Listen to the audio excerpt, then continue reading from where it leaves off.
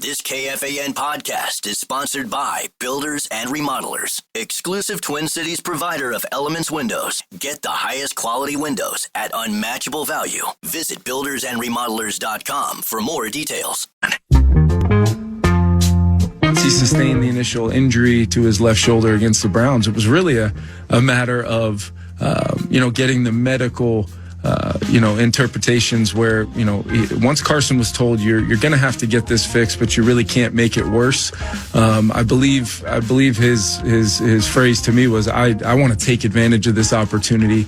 I get to play with this coaching staff and these players for the Minnesota Vikings. I want to exhaust this every possible way that I can. And I know JJ will be back at some point here as he gets healthy, but this is a genuine opportunity where I can help this team win. And the way he, consistently demonstrated such physical toughness to go along with mental toughness, knowing that ultimately I'm going to have to get this fixed. And a lot of guys play with torn labrums throughout the season. A lot of guys wear that harness, but not everybody's a quarterback. And although it was not his throwing shoulder, you're still going to take hits and have to kind of weather the storm. I just shake my head in wonderment. That's the head coach today, right, KOC? Yeah. Barry from Blaine. I'm a doctor. I've done team medicine. Horrific, some kind of additional indictment on the judgment of the regime that they asked a competitor whether he wanted to go back in, did not assess the totality of the situation, tell the quarterback you're done, and put in the healthy backup to run a limited offense. Assume, and short passing, here's the cheap shot, assuming there are short rhythm passing pages in the playbook. That's well played from Barry. That doctor's not happy. I work in orthopedics, writes ortho guy. I knew when I saw Wentz's brace the first series that the game was over. That brace, in essence, kept his arm attached to his shoulder. Yeah. Without it, it would have flopped around like a rag doll with the very, very first sack. This whole thing is bizarre to me. But maybe we're missing the forest for the trees here because the defense looks troubled. The defense looks perhaps exposed. And among you ball guys, it seems that the debate that's breaking out now is whether whatever creativity that B-Flow represents, whatever series of wrinkles that his defense represents, that the rest of the league is figuring out, at least if good quarterbacks, that's what's happening and that we're going to have to readjust, or he is, or that it's more about the personnel that he has, miscalculations about some of the moves that this team made, and they're just not good enough to execute whatever he's happening to be, whatever he is called in a given game. Where are you on how you would evaluate the defense, which now I think in terms of points allowed is down to like 22nd or 23rd in the league? Yeah, I mean, just 2 weeks ago, we were talking about how we thought that the Vikings' formula for winning was having their defense go from being pretty good, I guess, to like being lights out and supporting an offense that was going through a quarterback transition. And the past 2 weeks, they've been one of the most sieve-like defenses in the NFL. Like literally, I think they're averaging over 30 points, allowed per game, and so that puts them in the bottom 5 or so in the league over those 2 weeks. And so, depending who you talk to, you hear so many different explanations. One thing that I think makes some sense is that it's always predicated on this scheme is always predicated on creating confusion at the line of scrimmage, and allowing, even if you're not blitzing, allowing people to get through because of that confusion, or forcing the quarterback to look somewhere where he shouldn't really be looking, but he thought he was supposed to. And that can work. It certainly, you have a better chance of that working with some of the young quarterbacks like a Caleb Williams or a Dylan Gabriel from the Browns or Jake Browning from the Bengals. When they have played good quarterbacks, they've gotten, just especially these past 2 weeks. I mean, Jalen Hurts and Justin Herbert have had 2 of the top 8 games by a quarterback all season. And Goff twice last year. Goff, the Rams QB twice last year Stafford, too. Yep. Stafford. And so that's certainly a concern. There's, from a schematic standpoint, one thing that's interesting to me is you see a lot of teams. The Steelers, I think, were one of the first teams to do it, where they're really and this has become a little bit more popular in the NFL this year anyway for some reason, but they're going extra big against the Vikings defense. Like you'll see unbalanced lines and extra offensive linemen or two tight ends, right, and two fullbacks, or two an offensive lineman as a fullback. And I wouldn't say that the Vikings defensive front is huge, and there's no like 330-pound like Vita Vea type guys. And so I think that they are probably being a little overpowered there in the running game, and the passing game, the pass rush has not created the confusion in the past 2 weeks that they wanted to. And there was always going to be in those situations guys running open.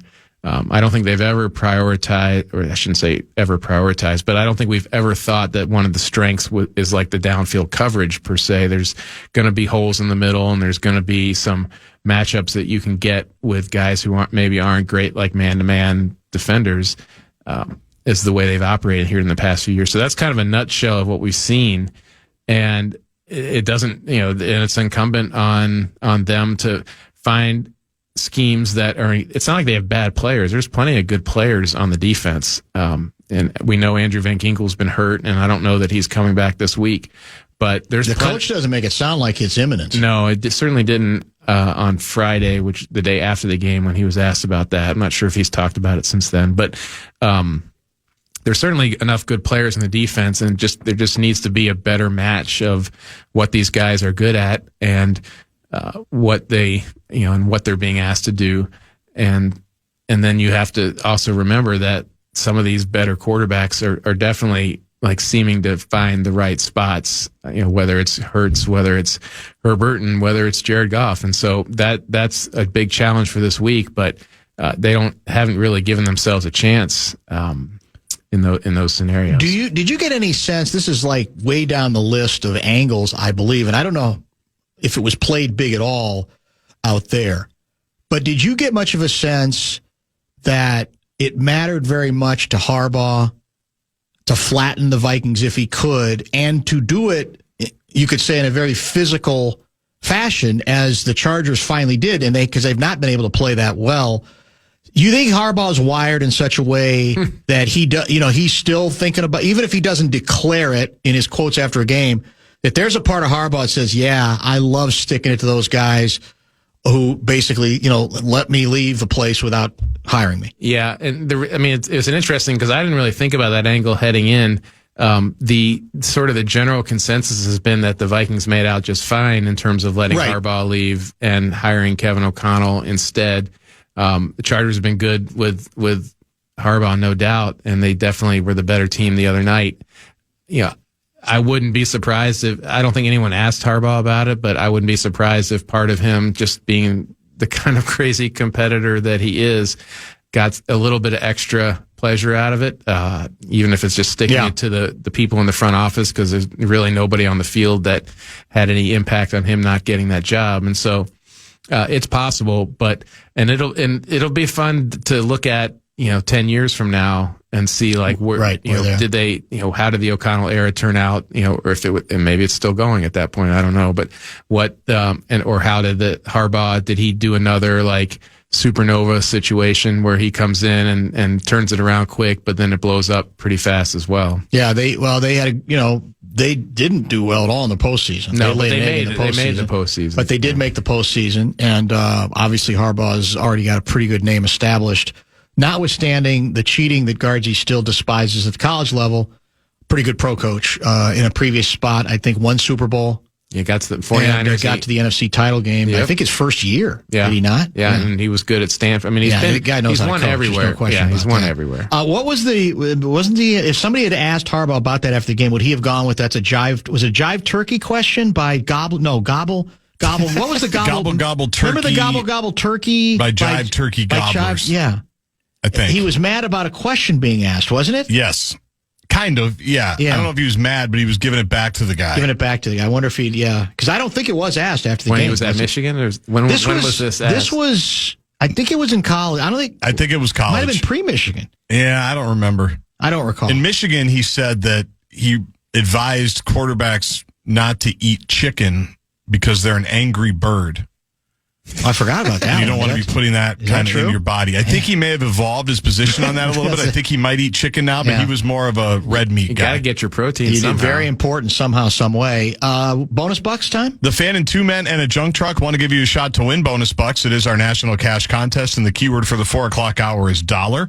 Go to KFAN.com and enter the keyword dollar. If I have not reintroduced Kevin Seifert, and you don't know his voice right now, we're chatting in studio with Kevin Seifert, covers the Vikings for ESPN.com and joins us weekly. We will get one more segment in with Mr. Seifert when we come back.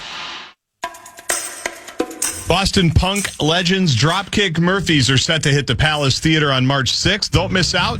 Tickets are on sale now. You can get the full details at KFAN.com, keyword calendar.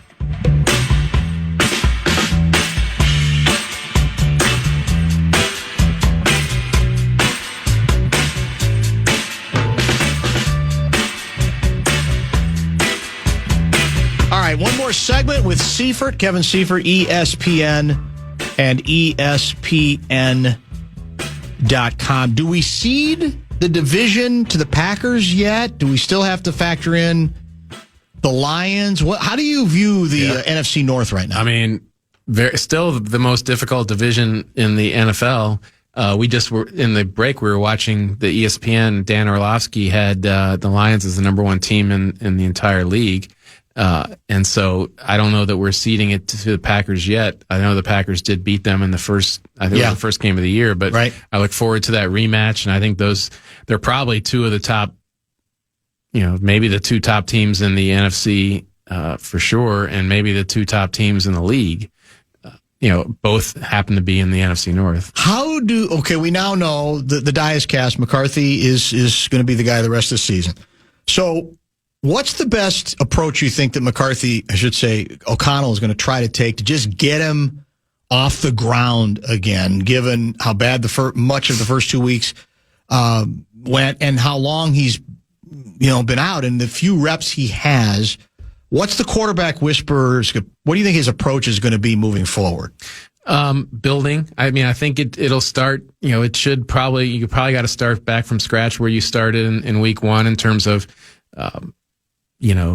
A lot, and you want to say a lot of the short timing things, but those can prove to be more difficult if you're hesitant at all or you're uncomfortable at all and you don't pull the trigger on those quick timing passes. They turn out to, I think what O'Connell referred to it as, it's a drop back pass with worse pass protection. And so as much as you say, like, let's just run the ball out and throw these 1, 2, 3 step throws, like those are not as easily executable as they sound. So I think he'll try, they'll do what they can to keep him out of 3rd and longs, whether that, whatever the play calling and scheme is, I think that will be the top priority, is to keep him out of 3rd and longs where he has to do something that's probably the hardest thing a quarterback does over the course of a game is convert big chunk plays when the defense knows you need a big chunk play. And so try to avoid that at all costs, whether that means, quarterback runs. I think that, part of the point of keeping him out this long was so that when he does come back, he can have that mobility and use that to his advantage. And so we did see the one read option where he scored a touchdown against the Bears. And so I would think of those plays as at least being, in play and doing what he can to keep him in manageable situations. And then when it's a tough situation, not being afraid to tell him let's let it rip. Let's see what happens. And so you don't want to ignore the fact that you're still trying to win the game, but there needs to be some building going on. You start at one spot, but even if it's in the course of a game, start asking him to do things that are a little bit more difficult as well. Are we trading the tight end before the deadline? TJ Hawkinson. I guess the fact that Josh Oliver is hurt and maybe I know they just claimed or signed a tight end. Do we still have Johnny Munt? No, he left. No, he left. So they just signed a tight end from the Packers. He's underrated. Look how good he's doing or how good Jacksonville's doing. And so they signed Ben Sims, who they had in their camp 2 years ago and had been claimed by the Packers, and Packers had him for 2 years, and now he's back. And I'm not saying that they would turn down a really good trade for TJ Hawkinson if just because Josh Oliver got hurt, but I guess we'll see on that. I think they still see Hawkinson as a very quarterback-friendly player who can really be an outlet for someone like J.J. McCarthy, who is developing in real time. Texter from the 763 area code, I saw where Alec Lewis said he believes there's a lot of tension in the Vikings locker room. What does Seifert think? He said in the locker room? Is that yeah, your texter I'm trusting. Yeah. I don't know, if the texter is properly representing what Alex said. I don't know what Alex said. But I've talked about with you that the whole building is tense, and it's, and I guess that can include the locker room as well. Sure. What they're trying to do, the needle they're trying to thread is one of the most difficult team building things to do at the same time, which is win and develop a quarterback in real time. It doesn't usually happen that way. They've tried to do it by signing a bunch of free agents. Some of those free agents are working out. Some of them aren't. They have one of the most expensive rosters in the game, and the quarterback that they're trying to develop hasn't really been able to stay on the field. And so there's just a lot of tension. There's a lot of, frankly, people in the building whose career epitaphs will include the outcome of how J.J. McCarthy's career turns out.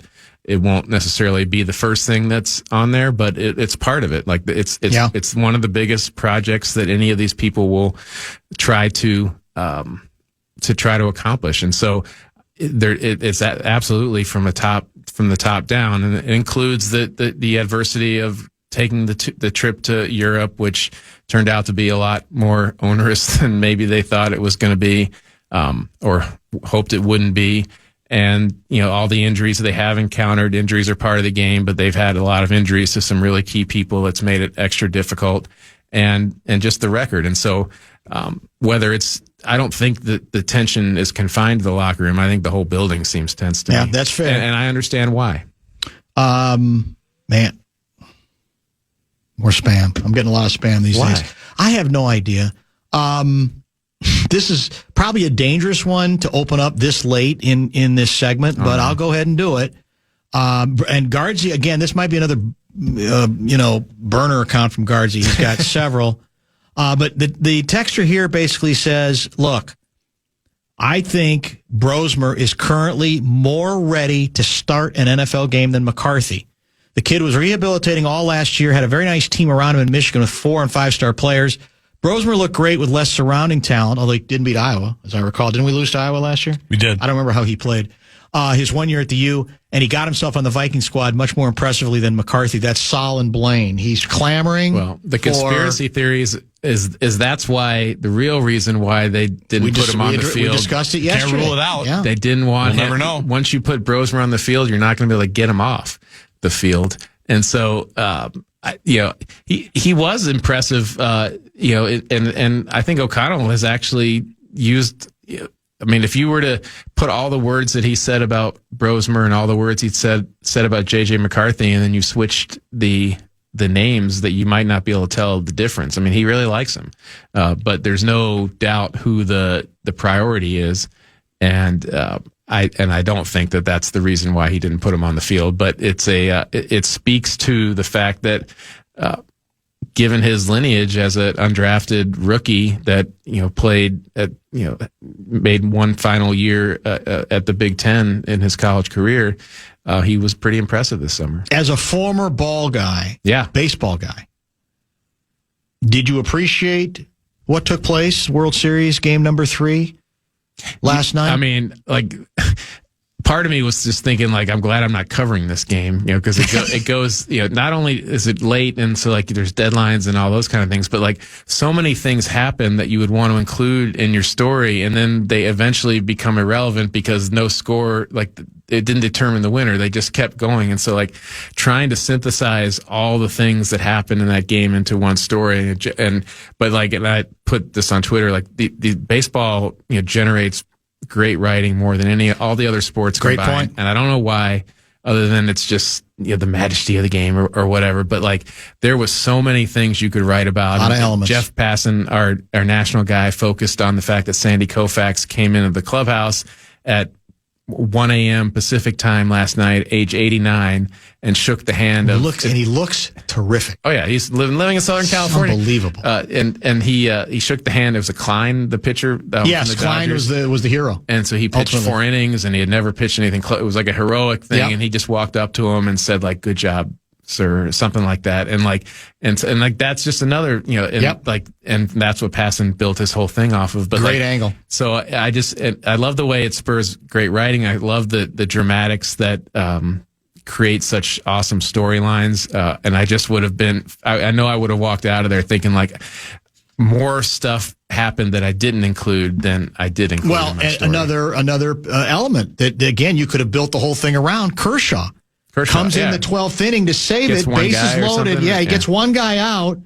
And he's about to retire. He's been a disaster through much of his career in the postseason. Yeah. And it's another moment that you could build an entire column around just that, given how, important Kershaw has been. There's a great shot during the game of the reaction from his wife, from the family. It was a terrific part of the story. There were so many of those elements. Yep. And it's just that it creates so many moments where like everyone will remember where they were if they stayed up that late and watched the conclusion. Will Klein went, I think, 4. Yeah. He had a career as a rookie reliever. Yeah. A career ERA of over 5. Yeah. Had never pitched more than 2 innings in any Major League Baseball and games. He threw like 76 pitches, and I think I saw where he had never thrown all of his outings were less than 30. Yeah. And so it's just, that's what's one of the many things that's so awesome about playoff baseball is like how many oftentimes you see things that you never would have like even considered a possibility in a regular season game, but it's the playoffs and it's just different. And this we've never seen. There is no precedent for it, I guess, since Babe Ruth. Ohtani reaches base 9 times. How many were those were intentional walks?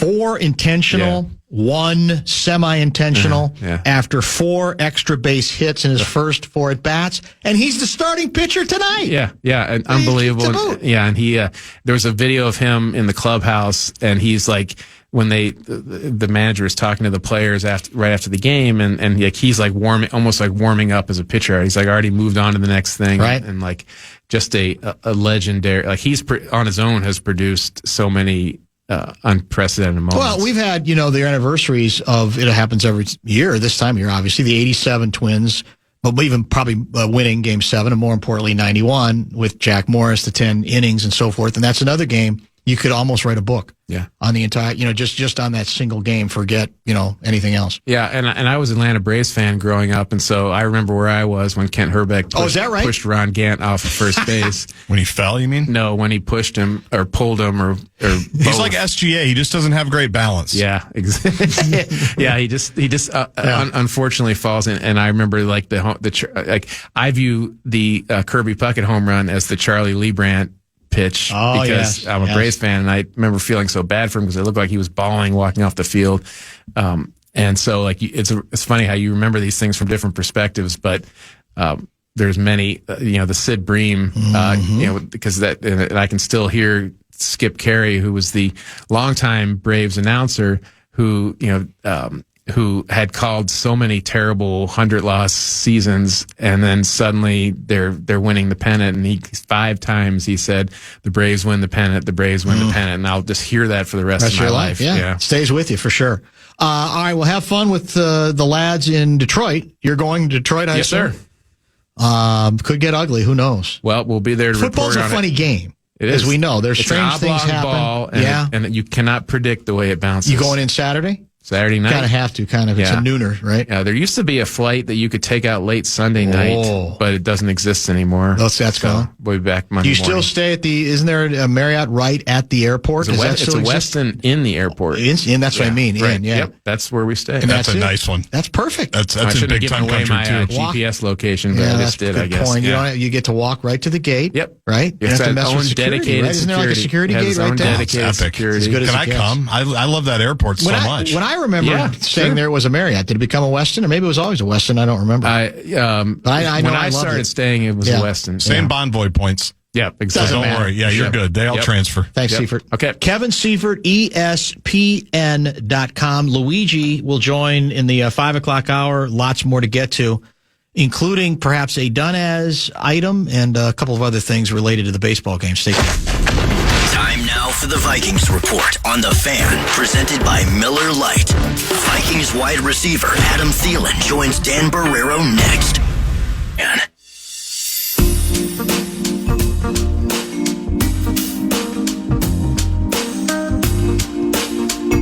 Garzi, they're playing that game again on Kornheiser and the Wilbon show. What's it called? Pardon the interruption. PTI. Where the headline reads, more about the Commanders or the Chiefs. They played in the Monday night game last night. In other words, was it more that the Chiefs won it or the Commanders lost it? I don't recall them offering that same headline after Vikings Chargers.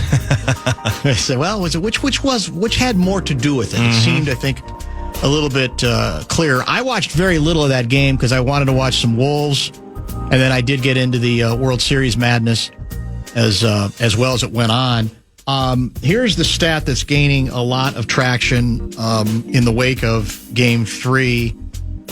Shohei Ohtani's last 2 home games in the postseason. 7 for 7, 5 home runs, 6 walks, and 10 strikeouts in 6 innings pitched. It's his last 2 home games. Tonight, of course, he's starting. I don't know how long he's expected to go. But, again, there's analytics for everything. In the history of baseball, has any player in the postseason ever had back-to-back home games they can match? 7 for 7 officially as a hitter, 5 home runs, 6 walks, 10 strikeouts in 6 innings pitched. Absurdities. Pretty good, as Joe Mauer would say. Yeah, it's pretty good. No question about that. Bradshaw and Bryant KFAN text line is open, and that number, of course, is 64686. On our production meeting? Yeah. Can you see into the score? Is Kevin in the score right now? Can you see? I don't think anybody's in there. New intern Kevin? No, and he's pretty tall, so I think I'd see him. I know. Well, because Luigi's here, so I'm trying to see if somebody can let Louis in. Oh, I see. No, I don't see him in the room, unfortunately. Oh, so Luigi, he gets, I don't know if you know this or not, he can be impatient. Louis can be a little on the impatient side. Were you aware of that? I've learned some things about Louis over the years. That might be one of them. Let me get to a couple of texts. Gargi just expressed his love for the Detroit airport. I hope MSP is not listening. That's true. You did seem like you were. Conflict of interest. Yeah. I do love that Westin, though. Well, I think that has more to do with the hotel and its location than loving the airport. Exactly. Right? You still like this airport better. Well, for sure. It's obvious. I think most of us do. I was just telling Seifert, I watched J.J. McCarthy beat Washington in the national championship game in that Detroit Airport Westin lobby bar. Yeah. Were we still stealing signals by then? I don't even remember. It was that season that all of that broke? Yeah. Don't recall if we were or not, to be honest with you. What else do we have here? I'm not sure how this hasn't been mentioned here, but Michigan cheating and knowing what defense was coming could only result in JJ appearing to be better than he actually is. Well, look, we have talked about that often over the years, and it's tricky because I certainly wouldn't have endorsed the Vikings' decision to draft him if I felt it was all smoke and mirrors. I think you were on board with that decision too, but that's always sort of been hanging over the whole thing. It's the great unknown. It may well be that it had a hell of a lot less to do with his success than anybody wants to project, but that's the door that gets opened when you have that kind of scandal, right? It opens the door to any sort of ominous feelings about what exactly it represented. Maybe we'll find out soon enough. I don't know. Don't worry. JJ will get hurt again by halftime this weekend, writes Willow, Mark Rosen's cat guy, and we will see Brosmer soon enough. Nothing would surprise me. Now, I asked you this question off air. I don't know if Seifert answered it or not. There's a Twitter handle, an X handle called Polymarket Football. It's got a check mark. But is it satirical, or does it have any reporting chops? Do we know? I have no knowledge of Polymarket Football. It's too delicious to not at least address it.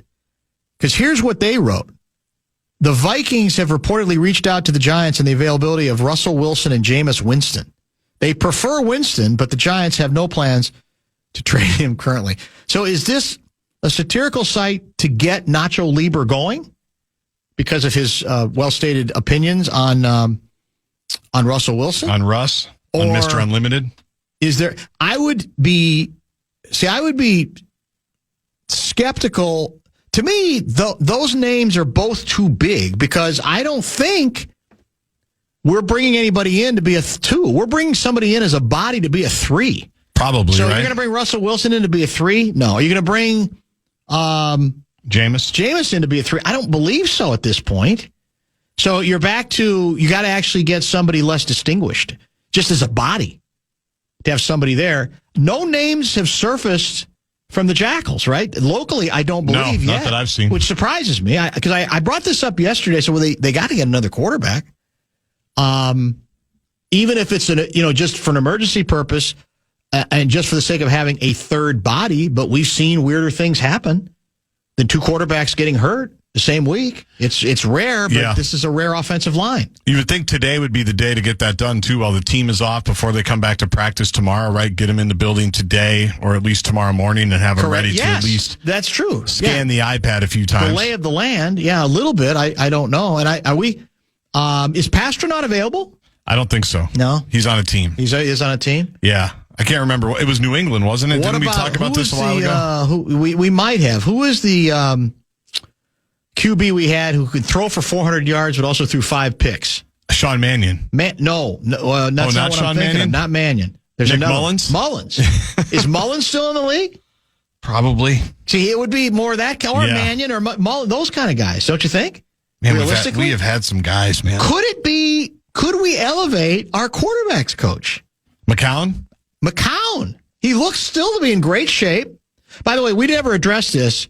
There was some consternation and frustration about the smiling and laughing between Carson Wentz and the QB coach. Misconstrued, fair game. They got to understand it's visual. It doesn't look good. You're getting your asses handed to you, and you guys are chuckling about some inside jokes, even if it's gallows humor. I thought it was absurd. And I caught it a couple of times. Because didn't Al Michaels say something on the way into half? I didn't hear that. I think on the Amazon Prime broadcast, Prime Video, he mentioned kind of an odd look. Yes. After what just happened, you're laughing on the way in. I don't even remember what the score was. Intern guy's back in Studio C. Oh, good. I might have to pop over and just tell him to go get Louis. I told him, or I tweeted out, like it was happening the whole game. Like Carson's getting ragdolled, and then they come back to the side. It's like, what's so far? Are we looking at Nate Bargatze reels or something? Those were rueful grins. Those were gallows humor grins. What could possibly be funny? What could possibly be funny about going into the half the way that you did? No, there was nothing funny and the way about that they the were playing at all. Offense, defense, special teams, the whole bit. It was not funny, and I hated it. Yeah. And it was troubling at the very least. Yeah, do I think they should fire him Friday morning? Right. No, but the season is... How old is he? How old's McCown? He might be... Probably 45, 50. Oh, is he? Yeah, probably. But the season's burning to the ground. Your fans are in agony, many of them in the stadium, and you're laughing like you're at a Seinfeld show. Yeah, it was not a helpful look. I'm just going to tell Kevin to go get Louis. And what was weird, that's fine. And what was weird about it is, on the other hand, you got, the quarterback himself grimacing like he's about to die. And obviously he didn't think anything was particularly funny about that. So it was a strange juxtaposition. It's not the story, but I can understand how Vikings fans are going, what are we doing here? What exactly is the deal? This is the end, my only friend, the end. Are you familiar with George Will? George Will is we've had him on the show. Ancient quarterback. I've got it on the brain right now. Columnist. Yep. Who's still writing. He's 84. He's a ball guy. He's a big-time ball guy. There's no question about that. I put this under the class. This is a done as. This is what are we doing? In all seriousness, what are we doing? He had a column the other day that was just unsparing in its criticism regarding, let's just get anybody we can who looks suspicious on the streets in the name of getting all the illegal immigrants out of the country. Have you read about the ordeal of 26-year-old George, I believe it's pronounced Retes. It's R-E-T-E-S. Detained by ICE agents despite being a U.S. citizen and a U.S. Army veteran, served in Iraq. By the way, did not move to the U.S. from another country. Born in Ventura, California, grew up on the West Coast. His mother born in Ventura as well. Here's what George Will wrote. One Immigration and Customs Enforcement agent's knee was on his neck. Another's was grinding his back. Drenched with tear gas and pepper spray, George Retes might have wished that his 137 pounds were back in Kirkuk, Iraq, one of his army deployments. Here with a glimpse of your tax dollars at work. ICE agents wearing gas masks indicate, this was at the plant where he works, indicators of their dispositions were blocking entry, he recounts, saying the plant was not operating. This was not the last ICE lie. The Iceman presumably looking for illegal immigrants amid a torrent of shouted and contradictory Iceman commands. And after he asked for an agent's badge number, he says, Retes was dragged from his car. His wrists were zip tied behind his back, and he was seated on the roadside ground for 4 hours. Then taken to a Navy base where he was strip searched, then on to incarceration in Los Angeles, handcuffs having replaced the zip ties. No charges had been made against him, but a mouth swab collected his DNA without his consent. He says his request for a lawyer and for a shower to ease the discomforts of tear gas and pepper spray residues were ignored. After 3 days, during which he missed his daughter's third birthday, an agent told him the charges against him had been dropped. What charges, he recalls asking? Silence. 2 months later, he publishes a newspaper op-ed about his experience. ICE suddenly claims Retes had been resisting its agents. Video from a Los Angeles television station's helicopter monitoring ICE's operation seems to refute, Will writes, the agency's fabrication. 3 months later, after being detained, Will notes Retes is still speaking out about his experience and is working with an Institute for Justice attorney. A 1971 Supreme Court ruling opened the door for holding abusive federal agents accountable for constitutional violations. Subsequent cases, however, have almost closed the door. This might explain the ICE agent's aura of impunity when abusing him for days. How many appalling incidents are occurring during today's tsunami of sometimes lawless law enforcement? ICE might not know, and if it does, might not speak truthfully. Even, like I said, to the hardcore Trump fans, are you seriously behind this? Are you endorsing this nonsense? We talked about this before. At the border, he's done the job. He won. But when he opened the door as wide as he has, the longer this has gone on, the braver and more reckless we're learning that these ICE agents have become. Why? Because there's nothing stopping them.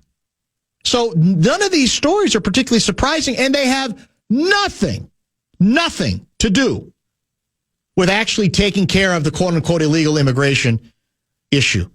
When American citizens are treated like this, whether you're a shark or a jet, shouldn't you be disgusted? Who wins in that environment? This is from George Will, by the way.